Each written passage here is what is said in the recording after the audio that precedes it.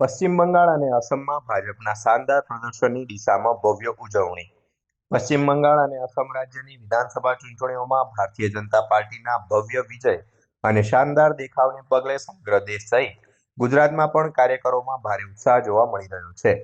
જેના ભાગરૂપે આજે બનાસકાંઠાના ડીસા ખાતે ભાજપ દ્વારા વિજયોત્સવની ભવ્ય ઉજવણી કરવામાં આવી હતી. ડીસાના પૂર્વ ધારાસભ્ય શશિકાંતભાઈ પંડ્યાની અધ્યક્ષતામાં અને આગેવાની હેઠળ શહેરના મુખ્ય માર્ગો પર ફટાકડા ફોડવાનો કાર્યક્રમ યોજાયો હતો. કાર્યકરોએ ભારત માતા કી જય અને ભાજપ જિંદાબાદના નારા લગાવી વાતાવરણ ગજવી દીધું હતું. મુખ્ય ઉપસ્થિતિ અને કાર્યકરોના જોશમાં વિજયી ઉજવણીમાં ભાજપના અગ્રણી નેતા વિપુલભાઈ દવે સહિત શહેર અને તાલુકા ભાજપના હોદ્દેદારો અને મોટી સંખ્યામાં કાર્યકરો ઉપસ્થિત રહ્યા હતા. કાર્યકરોએ પરસ્પર મોં મીઠું કરાવી અને ફટાકડા ફોડી પોતાની ખુશી વ્યક્ત કરી હતી. આ વિજય એ વડાપ્રધાન નરેન્દ્ર મોદીની વિકાસની રાજનીતિ અને કાર્યકરોની મહેનતનું પરિણામ છે. બંગાળ અને અસમના પરિણામોએ સાબિત કરી દીધું છે કે જનતાનો વિશ્વાસ ભાજપ પર અકબંધ છે. સમગ્ર દેશ જેની આતુરતાથી રાહ જોતો હતો એ બંગાળ વિધાનસભાની ચૂંટણીમાં મમતા દીદીના સુપડા સાફ કરી ભારતીય જનતા પાર્ટી 2/3 એટલે 2/3 બહુમતી સાથે અંદાજે 200 બેઠક તરફ જીતના લક્ષ્યાંક સાથે આગળ વધી છે. કોંગ્રેસને તે સબ ખાવા પૂરતી 1 કે 2% સીટો પણ મળી નથી.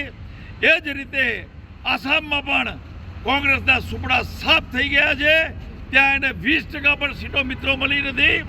એ જ રીતે પોંડિચેરીમાં પણ કોંગ્રેસના સુપડા સાફ થઈ ગયા છે. ત્યાં એને 20% પણ સીટો મળી નથી. આપ સૌ જાણો છો સમગ્ર દેશ ભારતીય જનતા પાર્ટીના ગુજરાતના પડોતા પુત્રો એવા બંને દેશના યશસ્વી પ્રધાનમંત્રી આદરણીય નરેન્દ્રભાઈ મોદી સાહેબ, દેશના યશસ્વી ગૃહમંત્રી આદરણીય શ્રી અમિતભાઈ શાહ સાહેબના નેતૃત્વમાં સમગ્ર દેશે નોંધ લઈ અને લાગ્યું છે સૌને કે હિન્દુ હિત કી બાત કરેગા વહી દેશ મેં રાજ કરેગા.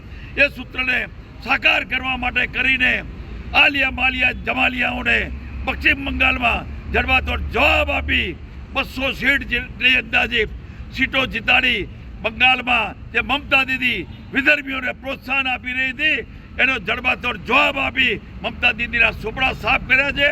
ભારતીય જનતા પાર્ટી જબરદસ્ત વિજય સાથે બંગાળ, પોંડિચેરી, આસામ અને આપ સૌ જાણો છો તામિલનાડુમાં પણ કોંગ્રેસના સુપડા સાફ થઈ ગયા છે. મિત્રો, ભારતીય જનતા પાર્ટીનું લગભગ 22 રાજ્યોમાં ભારતીય જનતા પાર્ટીને લોકોએ સ્વીકૃતિ આપી છે અને દેશના 22 રાજ્યોમાં ભારતીય જનતા પાર્ટીની સરકાર બની ગઈ છે. મિત્રો.